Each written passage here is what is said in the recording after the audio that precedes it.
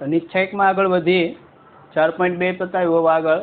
તો નિશ્ચયકની મદદથી ત્રિકોણનું ક્ષેત્રફળ કઈ રીતે મળે તેની આધારિત રેખાનું સમીકરણ પણ 2 ડાયમેન્શનમાં મેળવી શકાય. ધારો કે ત્રિકોણ એબીસી છે, કોઈ ત્રિકોણ એબીસી લઈએ, બિંદુ એ છે એના આયામ x1 y1 લઈએ, બી ના આયામ લઈએ x2 y2, સી ના આયામ થશે x3 y3. તો ત્રિકોણ એબીસી છે એનું ક્ષેત્રફળ કઈ રીતે મળે? તો ત્રિકોણ એબીસી નું ક્ષેત્રફળ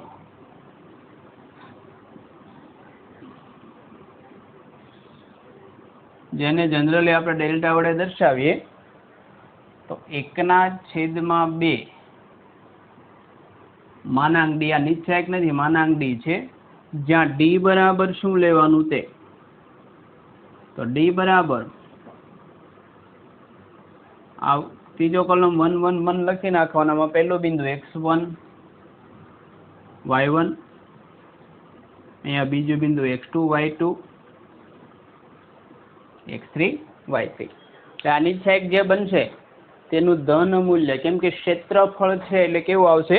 પોઝિટિવ આવે, નેગેટિવ ચાલે ને. એટલે આ મોડ ડી છે, ડી નું મૂલ્ય આ જે બને તેનું કેટલો થાય? 1/2. એટલે છેલ્લો કોલમ 1 1 1 લખી નાખવાનો, હવે પહેલું બિંદુ, આ બીજું બિંદુ, ત્રીજું બિંદુ થશે. હવે જો ડી બરાબર 0, ડી બરાબર 0 થશે તો ડેલ્ટા પણ કેટલો થાય? 0. એટલે ક્ષેત્રફળ 0 થયું, એનો મતલબ કે ત્રિકોણ એબીસી બિંદુ ધરાવતો ત્રિકોણ અસ્તિત્વમાં નથી. બિંદુ એ કઈ આવી જાય? એ પર. તો ડી બરાબર 0 હોય તો એબીસી કેવા હોય? એક જ રેખા પર હોય. ડી એટલે આ નિશ્ચયક, એટલે કે એબીસી એક જ રેખા પર હોય એટલે નિશ્ચયક સમરેખ થવા માટે ડી કેટલા થશે? 0. બિંદુ એબીસી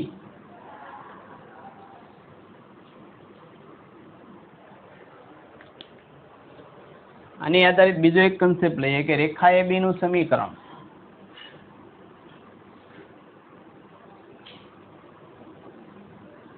નિશ્ચયક સ્વરૂપ, તો રેખા એબી માટે સમીકરણ જો બંને સાઈડ આવશે તો આ બિંદુ માટે x y 1 1 1 તો આવશે જ. અહીંયા બીજું બિંદુ એના આયામ x1 y1, બી ના આયામ x2 y2 ઇક્વલ ટુ 0 મૂકો તો રેખા એબી નું સમીકરણ થાય. એટલે ખરેખર આ બે બિંદુઓ હોય, બિંદુ એ x1 y1 અને બી x2 y2, બે બિંદુઓને જોડતી રેખા એબી નું શું? તો xy 1 1 1 ઇક્વલ ટુ 0. અહીં પહેલું બિંદુ, બીજું, ઉપર નીચે મૂકો કંઈ ફેર પડશે નહીં. નિશાનીનો ફેર પડે પણ અહીંયા તો શું છે? રાઈટ સાઈડ 0, એટલે કંઈ ફેર પડશે નહીં. એટલે ક્ષેત્રફળ માટે 1/2 મોડ ડી ઓપ્શન સૌથી વધારે પૂછાતો પ્રશ્ન. જનરલી ક્ષેત્રફળ આપેલું હશે ત્યારે આમાંથી કોઈ અજ્ઞાત આપેલો હોય ને એ શોધવાનો થતો હોય. તો આગળ સ્વાધ્યાય 4.3 આ બેઝ પર છે, જોઈએ. 4.3 પહેલો દાખલો, એમાં ત્રિકોણનું ક્ષેત્રફળ શોધો. અલગ અલગ બિંદુઓ આપ્યા છે, નામ આપણે કઈ બાબતને આપી દેવાના એબીસી.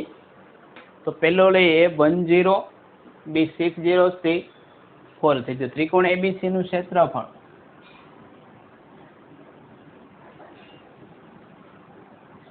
ડેલ્ટા બરાબર 1/2 મોડ ડી. અને એક નંબર આપી દઈએ, ડી બરાબર આ નિશ્ચયક થશે કઈ રીતે થાય? તો બહુ સિમ્પલ લખવા માટે આ 1 1 1 મૂકી દેવાનું. પહેલું બિંદુ 1 0, બીજું 6 0, ત્રીજું 4 3. આ નિશ્ચયકનું એક્સપાન્શન તો બહુ સારી રીતે જાણીએ છીએ. તો પહેલી રો થી થઈ શકે, પહેલા બીજી રો, ત્રીજી રો, પણ સૌથી સરળ આપણને આ બીજો કોલમ પડે, આની મદદથી કરાય. તો પ્લસ માઇનસ -0 +0 -3 સાથે તો આ રો આ કોલમ કાઢે 1 × 1 એટલે 1, -6 × 1 એટલે 6. કેટલા થાય? -3 × -5 એટલે કેટલા થઈ ગયા? 15 માટે 1 પરથી ક્ષેત્રફળ ડેલ્ટા બરાબર 1/2 માનાંક 15 એટલે કેટલા થશે 15/2. તમે કોઈ પણ રો થી વિસ્તરણ કરશો જવાબ આ જ આવશે. બીજામાં પણ સૂત્ર એ જ છે, ત્રિકોણ એબીસી નું ક્ષેત્રફળ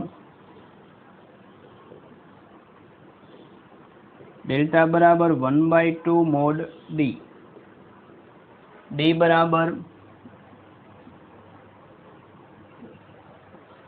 271 આ તો 111 જ હોય 1110 વિસ્તરણ કરીએ તો 2 સાથે R1 કોલમ 1 × 1 -8 -7 સાથે R1 કોલમ 1 -10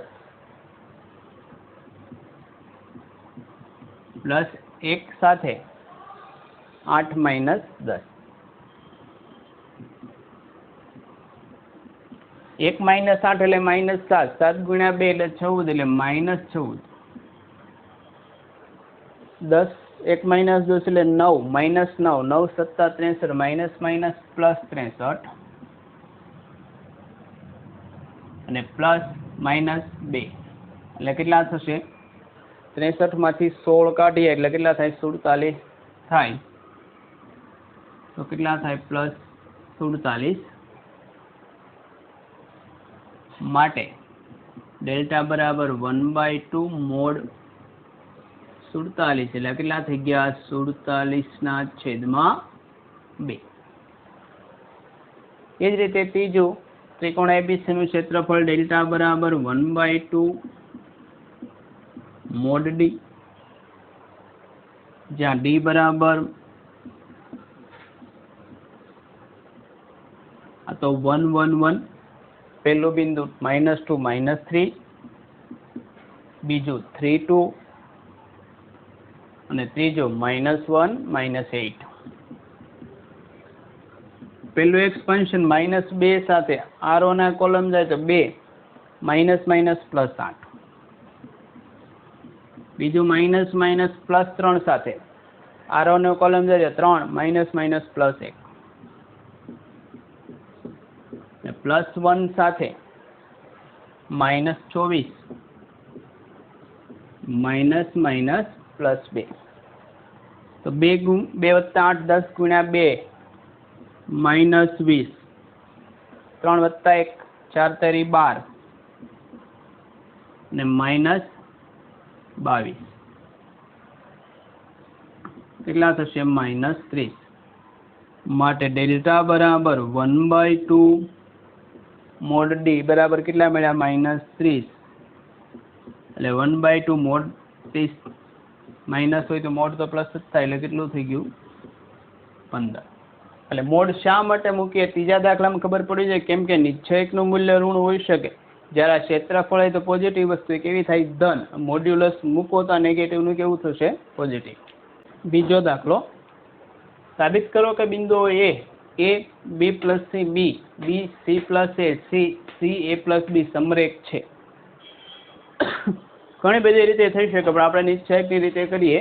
એની સિવાયની મેથડો પણ તમે 11મા ધોરણમાં રેખાઓના ચેપ્ટરમાં ભણીને આવ્યા. આ નિશ્ચયકની મદદથી જોયું કે આ ત્રણેયની બનતો નિશ્ચયક D 0 થાય તો રેખાઓનું ત્રિકોણનું ક્ષેત્રફળ 0 થાય. ક્ષેત્રફળ 0 નો મતલબ કે બિંદુઓ કેવા થશે સમરેખ.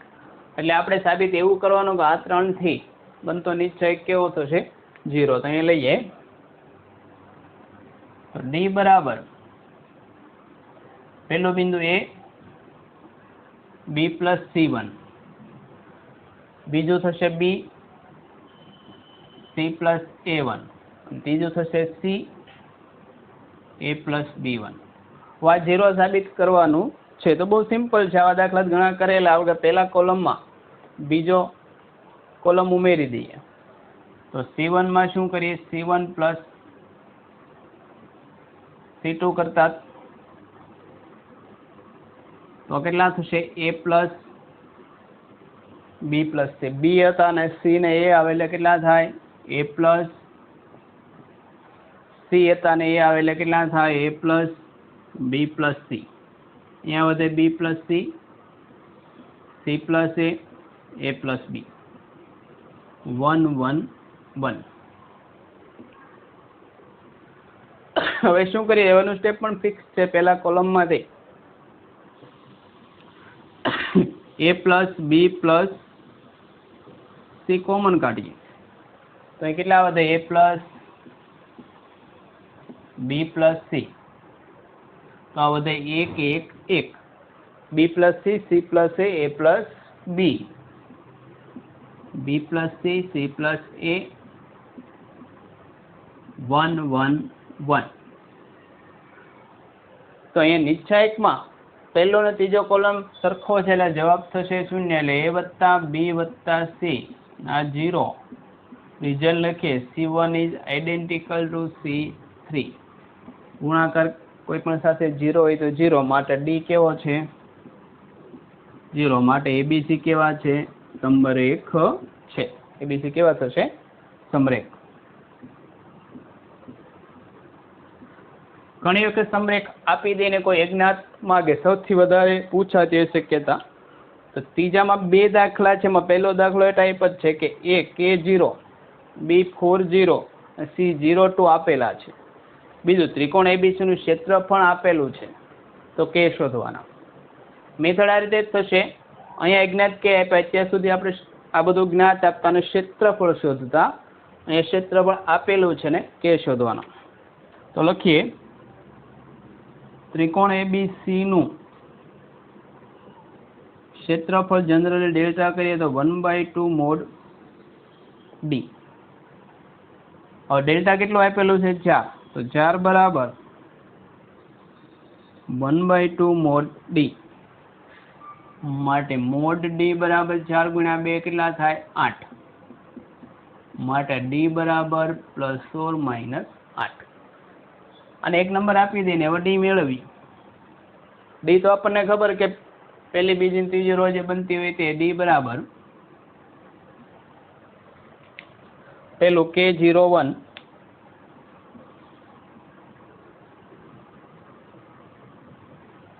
બીજું 401, કેમ કે આ કોલમ 1 1 મૂકો એટલે બહુ સરળ પડે, 4 0 અને 0 2. અહીંયા પણ એક્સપાન્શન પહેલી રો ને બદલે બીજા કોલમથી કરીએ અને આની મદદથી કરીએ તો પેલું 0 -0 +0 -2. આ રો ને આ કોલમ કાઢીએ તો K × 1 એટલે K -4. તો નીચે કેટલો આવ્યો -2 K -4. તો એકમાં મૂકી દઈએ -2 K -4 બરાબર કેટલા થાય +or-8. બંને બાજુ 2 ઉડાડી દઉં, નિશાનીનું કંઈ નથી કરતો. તો K -4 બરાબર કેટલા થાય +or-4 થઈ ગયા. 2 વડે ભાગી નાખ્યા. હવે એક વખત પ્લસ લખીશું, એક વખત માઇનસ, એટલે કે -K +4 +or-4 K ને અંદર લઈ ગયો. और प्लस है एक वक्त प्लस लखीए एक वक्त माइनस, એટલે કે -K +4 बराबर +4 और -K +4 बराबर केवा थाय -4. અને આ પરથી K સામસામે ઉડી જાય એટલે -K0 એટલે પોતે K પણ કેવા થાય 0. આ K સામેની બધું પ્લસ થશે, -4 આ બધું પ્લસ થાય, માટે K બરાબર કેટલા થાય 8. યાદ એ રાખવાનું કે આના 2 જવાબ આવે જનરલી. ક્યાંથી ખબર પડે કે આ માનાંક ડી હતો, નીચે એક નથી, ડી દૂર કરો એટલે +or- K બરાબર 0 હોય, એટલે કે જો આ સામાન્ય આકૃતિ દોરો તો શા માટે બી આવે એ પણ સમજી શકીએ. પહેલાની આપણે સમજણ માટે દોરી, પરીક્ષા માટે કંઈ ઉપયોગી નથી. શા માટે 2 જવાબ આવે છે તે લઈએ. તો પહેલું બિંદુ જો બી ને સી લખી નાખું, XY આમ સમતલ રાખીએ. બી કોની ઉપર છે અહીંયા બી લઈ લે 4 0. સી કોની ઉપર છે y અક્ષ પર સી. એ કોની ઉપર છે x અક્ષ પર જ છે કોઈ જગ્યાએ, પણ આ BC છે તો આ બેઝ પર ઉપર પણ એક બિંદુ મળશે, એક બિંદુ કેવું મળ્યું? જો કે બરાબર 0 મૂકતા આપણને 0 0 મળ્યું અને કે બરાબર 8 મૂકી દઉં કે બરાબર 8 માટે બીજું બિંદુ ક્યાં મળશે? 8 8 0 થઈ ગયું એટલે ત્રીજું બિંદુ કેવું થાય? C. એટલે આ ત્રિકોણનું જે ક્ષેત્રફળ થતું હશે એ બીજો ત્રિકોણ પણ તમને મળતો હશે.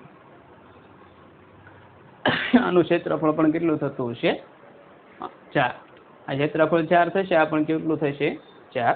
બીજામાં બીજો દાખલો, A -2 0, B 0 4 અને C 0 K હોય. ત્રિકોણ ABC નું ક્ષેત્રફળ 4 એકમ હોય તો K શોધો. અગાઉ તો એની જેમ જ દાખલો છે. ત્રિકોણ ABC નું ક્ષેત્રફળ ડેલ્ટા બરાબર 1/2 mod D. और डेल्टा बराबर કેટલા આપ્યા છે? 4 બરાબર, માટે 4 બરાબર 1/2 માટે મોડ્યુલસ D બરાબર 4 × 2 8 માટે D બરાબર ±8. હવે D કેટલા થશે તો D મેળવીએ. તો D માટે ફિક્સ જ છે કે પેલો કોલમ છેલ્લો કોઈ પણ એક કોલમ મૂકી શકો. A1 1 1, પહેલી બિંદુ -2 0, બીજું 0 4, ત્રીજું 0 K. વિસ્તરણ કોનાથી કરાય? તો સિમ્પલી ખબર પડે કે પેલા કોલમ સૌથી સસ્તો પડે આપણને. તો -2 સાથે આરો ને કોલમ કાઢો તો 4 -K, બાકીના બે તો 0 જ છે. કેટલા થાય? માઇનસ અંદર લઈ જાય તો K -4. તો એકમાં મૂકી દઈએ તો એકમાં મૂકતા D બરાબર કેટલા મળ્યા? 2, K -4 બરાબર +4 -8. બે સામેની બાજુ જઈને ભાગાકાર કરીએ તો K -4 +4 -4 એટલે કે K -4 બરાબર +4 और K -4 बराबर -4. આના પરથી K બરાબર 4 + 4 કેટલા થશે? 8. અને બીજામાંથી K બરાબર માઇનસ માઇનસ ઉડી જાય 0. અહીંયા પણ K ની બે કિંમત એક વખત થઈ ઉગમ બિંદુ, બીજું થશે 0 8. ચોથામાં બે દાખલા કે રેખા AB નું સમીકરણ મેળવવું એકદમ ઈઝી છે. એક ગણી લઈએ કે A ને 2 આપે તો રેખા AB નું સમીકરણ ટુ ધ પોઈન્ટ. ત્યારે પરીક્ષામાં કોઈ જગ્યાએ ન આવે પણ આપણને થિયરિકલ ખબર હોવી જોઈએ. તો રેખા AB નું સમીકરણ તો નીચે એક આવશે, અહીંયા સમીકરણ છે એટલે રાઈટ સાઈડ 0 આવે. એટલે વસ્તુ તો ફિક્સ જ આવે, x y 1 1 1. આ રેખા છે એટલે બે જ બિંદુ આવે. એટલે પહેલી જગ્યાએ x y એ જ વેરિયેબલ છે. પહેલું બિંદુ 1 2, બીજું 3. એક્સપાન્શન કરીને સાદું રૂપ મળે એ સમીકરણ થશે. તો x સાથે 2 - 6, બીજું -y સાથે આરો નો કોલમ 1 - 3 અને +1 સાથે 6 - 6 = 0.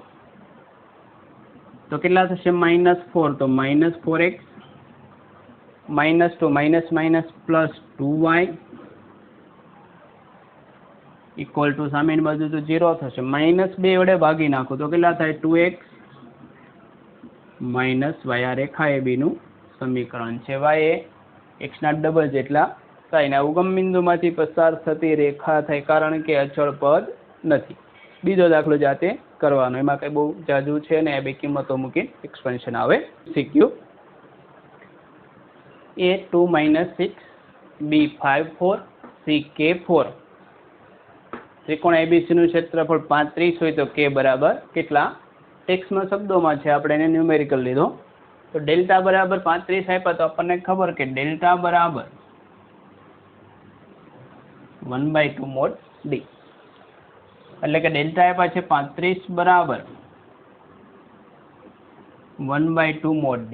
માટે મોડ્યુલસ D બરાબર 35 × 2 એટલે 70 ને માટે D બરાબર +4 - 70 મેઇન પાટાનો. હવે D બરાબર મેળવીએ. D કેટલા થાય છે? તો આ તો 1 1 1 પહેલું બિંદુ 2 -6 બીજું 5 4 ને ત્રીજું K4 માટે 2 સાથે એક્સપાન્શન કરો તો 4 - 4 આ તો 0 થઈ ગયું સીધે સીધું માઇનસ માઇનસ +6 આ રો ના કોલમ 5 - K +1 સાથે આ રો ને કોલમ જાય 5 ચોક 20 -4K તો 6 × 5 એટલે 30 -6K +20 20 ને 30 50